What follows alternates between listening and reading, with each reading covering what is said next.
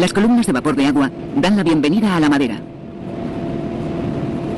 Una tecnología muy avanzada intenta optimizar con el menor coste posible de recursos energéticos la fabricación de los tableros de partículas y de fibras. El patio es la antesala de estas fábricas. Largas y armoniosas pilas de madera configuran un entramado de calles y trozas.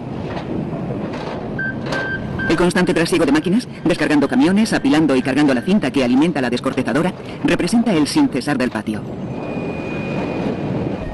Ambas industrias, a diferencia de otras de primera transformación, no son nada exigentes en cuanto a los diámetros y forma de las trozas. El hecho de que se reduzcan a pequeñas partículas o a diminutas fibras hace que incluso los residuos que se quedaban en el monte en otro tiempo, hoy puedan ser procesados. Incluso admiten residuos de otras industrias como el aserrado. En esta ocasión, los costeros y restos de canteados que no tienen dimensiones para tabla o tablón también son digeridos por estas industrias.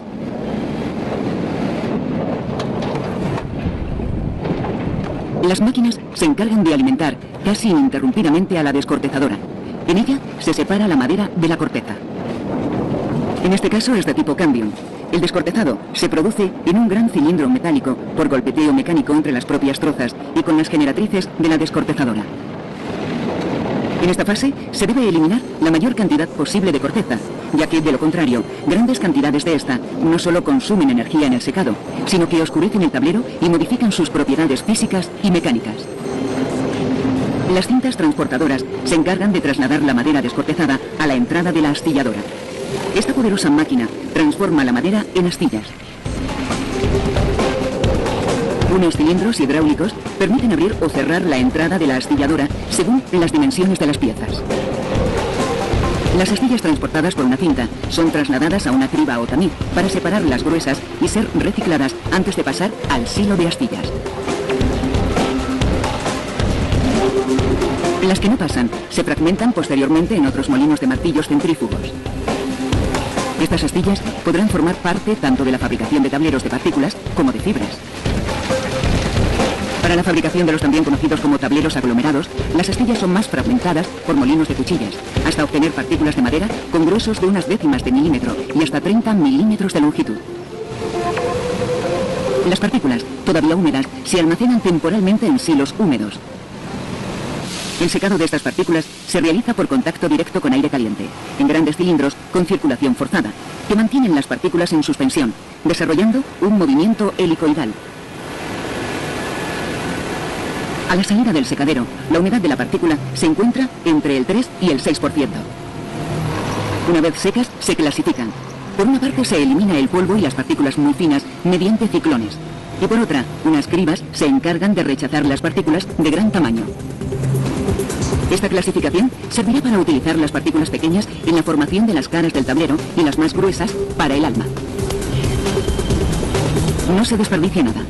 El polvo y los residuos menores son transportados a los quemadores, donde serán utilizados como combustible para el proceso de secado o en la planta de cogeneración para producir energía eléctrica. Las partículas ya secas son encoladas. El proceso consiste en pulverizar mediante toberas la cola finamente dividida. La cola más utilizada para la fabricación de tableros estándar es de urea formaldehído, aunque las de melamina y fenólicas también tienen su sitio en el mercado de tableros resistentes a la humedad. Las partículas impregnadas de cola son transportadas hasta la cabecera de la línea. Aquí comienza el proceso de formación del tablero. En las formadoras se proyectan las partículas impregnadas de cola sobre una cinta transportadora hasta alcanzar la dosificación adecuada para cada grueso de tablero. Primero son proyectadas las partículas finas que forman una de las caras del tablero. A continuación, se proyecta una capa de partículas gruesas, ayudada por una peinadora que facilita su distribución. Y por último, una nueva capa de partículas finas deja definitivamente formado el tablero. Después de la formadora y antes de la entrada en la preprensa, se instalan equipos de detección de metales. Estos detectores permiten evitar que algún trozo de metal provoque deterioros en las herramientas o incluso algún accidente en el usuario final. La manta, formada generalmente por 3 capas, es preprensada en frío para favorecer su transporte. Las partículas y la cola, todavía sin fraguar, discurrirán lentamente antes del prensado. Unos pulverizadores se encargan de proyectar agua sobre la superficie de la manta para favorecer la transmisión térmica durante el fraguado de la cola. La entrada en la prensa representa el momento en el que comienza a consolidarse el tablero. En esta ocasión, el prensado se realiza en continuo. Una gran prensa de bandas metálicas calefactadas, soportadas por rodillos o por elementos articulados del tipo oruga, presionan y arrastran al tablero durante unos minutos hasta conseguir el fraguado de la cola. Nada más salir de la prensa, todavía humeante, el tablero es precortado por una sierra viajera.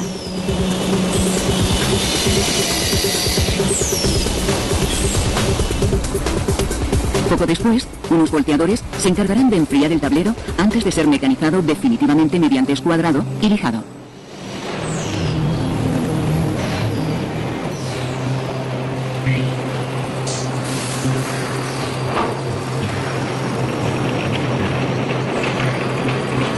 Unos empujadores acercan los tableros a unas sierras circulares para escuadrar el tablero.